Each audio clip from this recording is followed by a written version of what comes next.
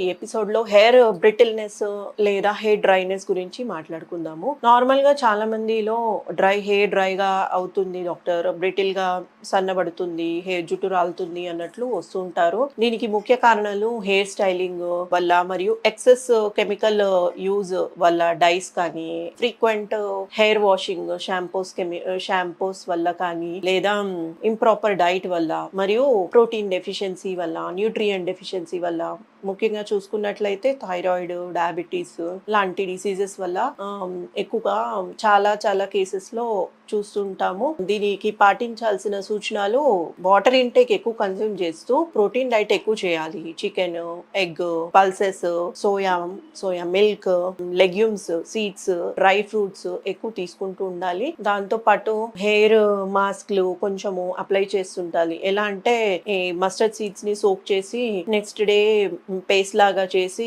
దాన్ని డైరెక్ట్ గా మాస్క్ లాగా పెట్టుకొని, లేదా నార్మల్ పీల్ ఆఫ్ చేసి బీట్రూట్ ని గ్రైండ్ చేసి పేస్ట్ లాగా చేసి డైరెక్ట్ అప్లై చేసుకొని హాఫ్ అన్ అవర్ తర్వాత హెయిర్ రిన్స్ చేసుకోవాలి. మరియు ఆనియన్ ని జ్యూస్ ఎక్స్ట్రాక్ట్ చేసి, జ్యూస్ లో సల్ఫర్ కంటెంట్ ఎక్కువ ఉంటుంది కాబట్టి పటుత్వము ని ఫ్రెజైల్ కాకుండా పటుత్వాన్ని పెంచుతుంది. సో మనకి హెయిర్ ఫాల్ అనేది, బ్రిటిల్నెస్ తగ్గుతుంది, హెయిర్ ఫాల్ కూడా తగ్గుతుంది. సో ఆనియన్ జ్యూస్ ని అప్లై చేసి 20 మినిట్స్ అలాగే ఉండిపోయి హెయిర్ వాష్ చేసుకోవాలి. Compulsory weekly 3 to 4 times oil massage అనేది చేస్తూ ఉండాలి. లేదా నార్మల్ గా కూడా రెగ్యులర్ గా వితౌట్ ఆయిల్ కూడా హెయిర్ ని మన ఫింగర్ టిప్స్ తోని అలా రోజువారీ 10 minutes మసాజ్ చేసుకుంటూ ఉండాలి. మళ్ళీ బెడ్ పైన పడుకొని హెడ్ ని డౌన్ చేసి అలాంటి ఎక్సర్సైజెస్ చేస్తున్నట్లయితే మనకు బ్లడ్ సర్క్యులేషన్ ఈజీగా అందుతుంది. కాబట్టి హెయిర్ ఫాల్ తగ్గుతుంది. దాంతో పాటు మన హోమియోపతి ట్రీట్మెంట్ లో యాసిడ్ ఫ్లోర్ లాంటి మెడిసిన్స్ తో పాటు కాన్స్టిట్యూషనల్ మెడిసిన్ ఇవ్వడం జరుగుతుంది. ధన్యవాదాలు.